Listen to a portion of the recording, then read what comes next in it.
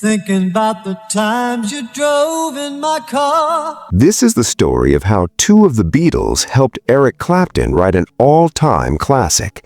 But before that song ever existed, before the legend was complete, there was a single night that changed everything. I saw the Beatles play at the Hammersmith Odeon when I was at bottom of the bill in the Yardbirds. I wasn't a star yet. I wasn't headlining. I was watching from the shadows, trying to understand what I was seeing unfold in front of me. And almost immediately, I sensed that this was not a normal band standing on that stage. They didn't feel like four separate musicians. They felt like a single person, one mind, one pulse. It was an odd phenomenon, almost unsettling to witness. So you can't play, what can you say? What can you say? Oh, yeah, tomorrow never knows. There was something about the way they stood, the way they shifted, the way they reacted to each other that made you realize this wasn't rehearsed coordination. It was instinct. They moved together. They seemed to think together. Every look, every musical turn, every subtle decision happened at the same moment, as if no one had to say a word. It was almost like watching a small family unit rather than a rock band, tight, bonded, and operating on pure intuition. I was very, very suspicious about what they were up to, but when I saw them play, I was overwhelmed. There was so much mystery surrounding them, so much momentum, so much noise. It made you wonder what was really happening behind the curtain. How had they locked into something this powerful? What was the secret they weren't sharing? Then they started to play, and the moment I truly watched them, really watched them, I was overwhelmed. Completely overwhelmed by their gift. Whatever doubts I had disappeared instantly. It became obvious that this wasn't smoke and mirrors. This was something real, something rare. What struck me most was that each one of them was extraordinary on their own. Every member was deeply endowed with their own musical capacity, their own instincts, their own strength. No one was hiding behind anyone else. No one was carried by the group. And yet, instead of clashing, those individual talents fused together. They didn't cancel each other out, they multiplied. The result was something far greater than the sum of its parts. Standing there that night, watching them command the stage as one living, breathing organism, I realized I wasn't just witnessing a successful band. I was watching a new kind of musical force being born. A chemistry so tight, so natural, that it would influence everyone who came after, including me. And that moment, that realization, would later find its way into a song that the world would never forget. By the late 1960s, Eric Clapton was no longer just rising. He was a legend already in motion. His journey had moved fast and burned hot. From the early breakthrough with the Yardbirds, to the raw, unapologetic power of John Mayall's Blues Breakers, and then into the psychedelic firestorm of Cream, Clapton had built a reputation few guitarists could touch. He was the man who could make the blues scream, cry, and explode all at once. Crowds worshipped his hands. Fellow musicians watched in awe. But beneath the virtuosity, beneath the volume and the endless solos, something else was happening. Clapton was restless. Behind the technical brilliance was a musician searching for something deeper, songs that carried emotional weight, songs that lingered after the amplifier fell silent. He didn't just want to impress anymore, he wanted to say something. At the very same moment, the Beatles were operating at the absolute peak of their creative powers.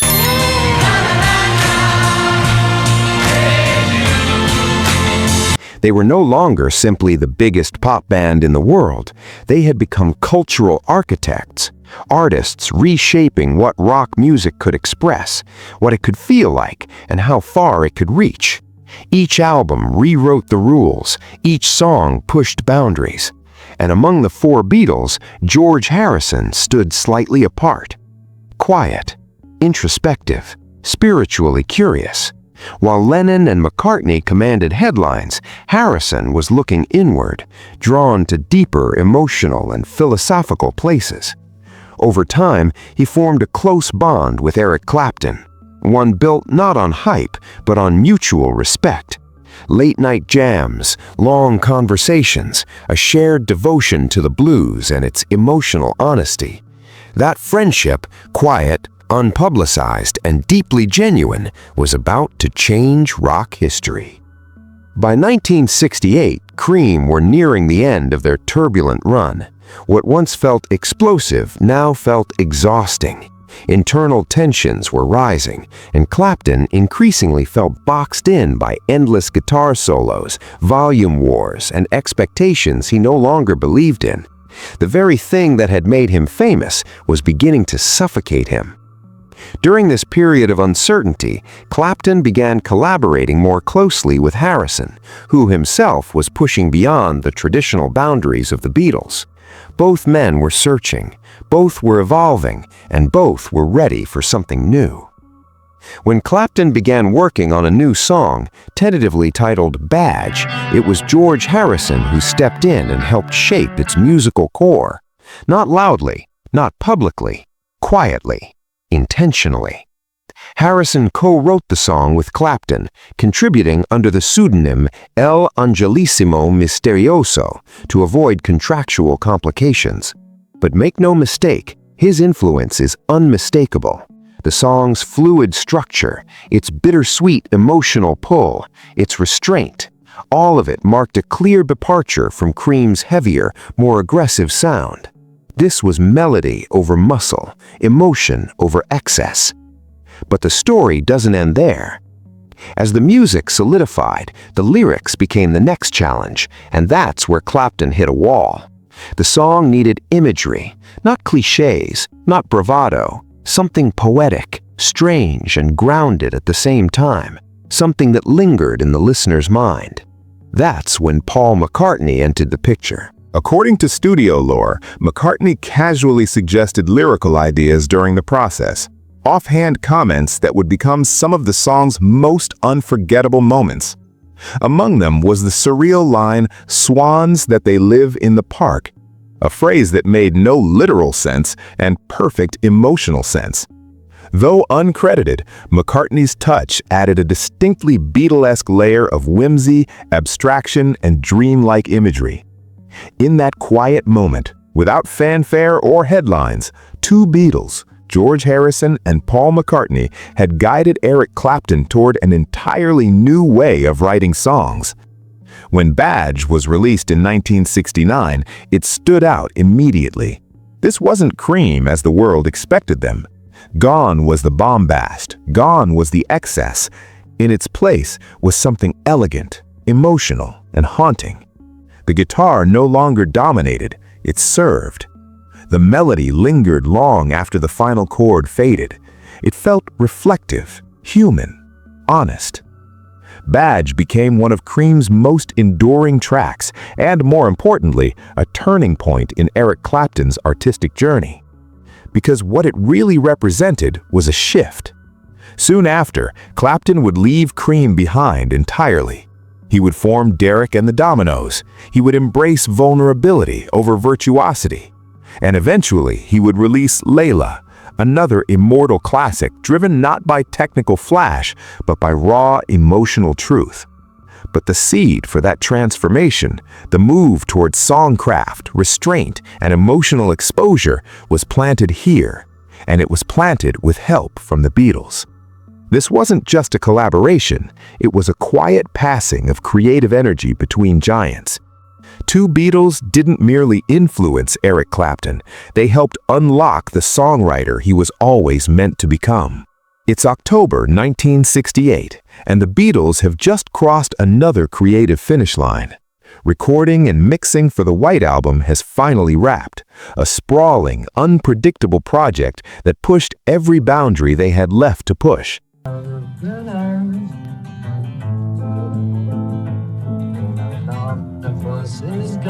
Among the many standout moments is one truly monumental performance, Eric Clapton's searing, emotional guitar work on While My Guitar Gently Weeps. It's a rare moment, an outsider stepping into the Beatles' inner circle, and it leaves a lasting mark on everyone involved. At the very same time, Eric Clapton's own world is quietly coming apart. Cream, one of the loudest, most powerful bands of the era, have all but split. The tension is impossible to ignore. The magic that once fueled the trio is fading, replaced by exhaustion and frustration. Still, the three members reluctantly agree to one last commitment, one last album. It will be called Goodbye. Each member is expected to contribute a new song. And that's where the problem begins. Eric Clapton doesn't have one. Time is running out, expectations are mounting, and for the first time in years, the legendary guitarist finds himself without a clear musical direction. But Clapton knows exactly where to turn. He has immense respect for George Harrison, not just as a Beatle, but as a songwriter whose talent he genuinely admires. To Eric, George isn't just a guitarist in the world's biggest band, he's a true innovator. As Clapton would later reflect, George was taking elements of rhythm and blues, rock, and rockabilly and reshaping them into something entirely his own, something unique, something fresh. So Eric doesn't hesitate. He reaches out and invites George Harrison to write a song with him. Second part.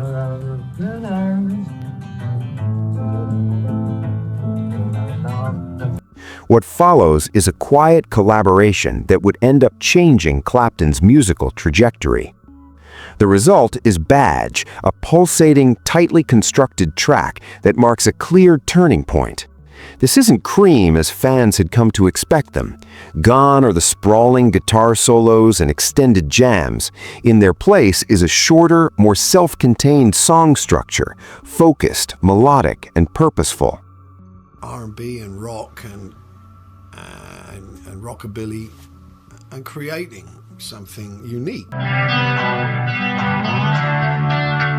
Badge helps move Clapton decisively toward pop rock territory, where emotion and economy matter just as much as technique. The song clocks in at just over 2 minutes, but every second counts. Eric already has most of the melody, and together with George, he completes it, shaping both the structure and the lyrics.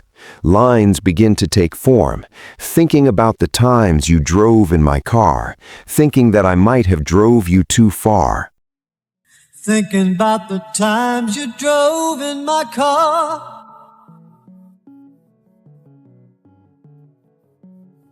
Thinking that I might have drove you too far. George also contributes one of the song's most defining elements, the distinctive rhythm guitar introduction.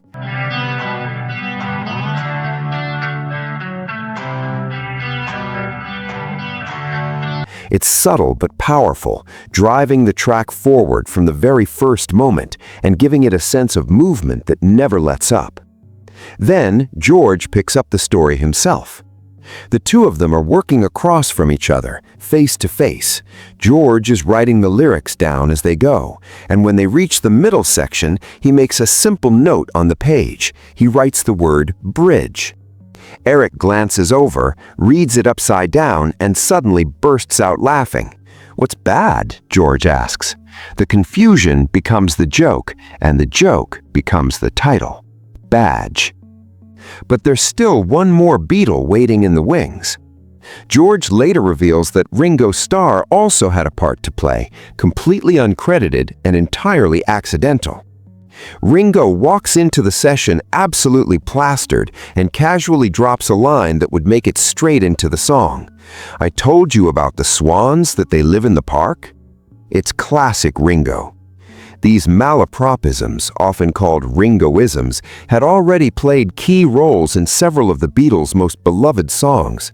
As far back as 1964, during a BBC interview, Ringo coined a phrase that amused John Lennon so much that it ended up becoming the title of one of the most groundbreaking tracks on Revolver. "So you can't blame me. You know, what can you say?" What can you say? Oh yeah, tomorrow never knows. Another Ringo creation. John later admitted he used the phrase almost as a throwaway title, partly because he felt self-conscious about the song's heavy philosophical lyrics. Borrowing one of Ringo's offhand expressions helped soften the edge, grounding something deeply abstract in everyday language. And while the Harrison-Starkey songwriting partnership was never as prolific as Lennon-McCartney, it produced some remarkably enduring songs. Together, they would go on to collaborate on Octopus's Garden, It Don't Come Easy, Photograph, and Back Off Boogaloo, tracks filled with warmth, character, and an unmistakable human touch. Sometimes all it takes is a shared moment, a misread word, or a drunken aside to shape music history. And in this case, it took three Beatles working directly and indirectly to help Eric Clapton take one of the most important creative steps of his career. Let's go back to the beginning. Back to the moment when everything slowed down, when the noise dropped away, and something quietly historic was about to happen. Picture it like a kind of musical paradise. Stay in the shade for a moment. Let the music breathe. For the recording of Badge, George Harrison didn't just offer ideas from a distance, he showed up. He joined Cream at Wally Heider Studios in Los Angeles, guitar in hand, ready to leave his fingerprint on the track. Sitting comfortably across from Eric Clapton, George picked up his beloved Rocky and laid down his own rhythm guitar parts. It was a subtle but powerful addition, one that broadened Cream's sound in a way they had never quite explored before. Up until that point, Cream's guitar identity had been heavily dependent on Eric doing the heavy lifting, long solos, dominant leads, sheer force. George's rhythm work opened things up. It added texture, space, and balance. Suddenly, the song breathed differently. It wasn't just about fire anymore. It was about feel. At the time, George happened to be in Los Angeles for another reason altogether. He was producing Jackie Lumex's album, helping nurture new talent while quietly expanding his influence behind the scenes. During this trip, George also made a brief, light-hearted appearance on the Smothers Brothers Comedy Hour, a moment that revealed his dry wit and natural charm. Have you met my brother Dick? Let me introduce, this is Tommy, and this is my brother Dick. Hi, Dick. Hi, Dick. Yeah. Enjoyed your work. You look different in person. Yeah, so do you. Yeah. It's all the makeup, too much makeup. It was classic George, unassuming, funny, and completely at ease. Back in the studio, Badge continued to take shape, and it became one of the rare Cream songs where Eric Clapton stepped forward as the lead vocalist. It was another sign that this track was different, more personal, more direct, less about technical dominance and more about communication. For contractual reasons, George was credited under the pseudonym L'Angelo Misterioso. In the late 1960s, competition between record labels made it incredibly difficult for artists to appear on each other's albums without navigating legal landmines. Pseudonyms became the workaround, open secrets known to insiders. Ironically, Eric Clapton himself went uncredited for his contributions to both the White Album and All Things Must Pass. The creative exchange ran deep, even when the paperwork didn't reflect it. Cream's final album, Goodbye, was eventually released in February 1969, after the band had already disbanded. Despite the breakup, the record resonated immediately.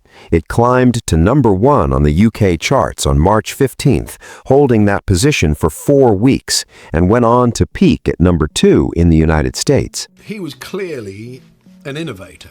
George, to me, was taking certain elements of... Badge was released as the lead single, and in hindsight, it feels more like than just a song. It plays like an epitaph, a quiet closing statement, not only for Cream, but for the enduring friendship between Eric Clapton and George Harrison, and, just as importantly, the bond between George and Ringo Starr.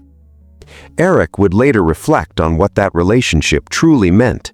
George, he said, recognized him as an equal, not because of fame, but because of musicianship. Even back then, George saw in Eric a level of proficiency and individuality that he believed was genuinely unique. And that mutual recognition between friends, between equals, is what still echoes through Badge all these years later. Follow for more interesting discovery of the Beatles Legends family.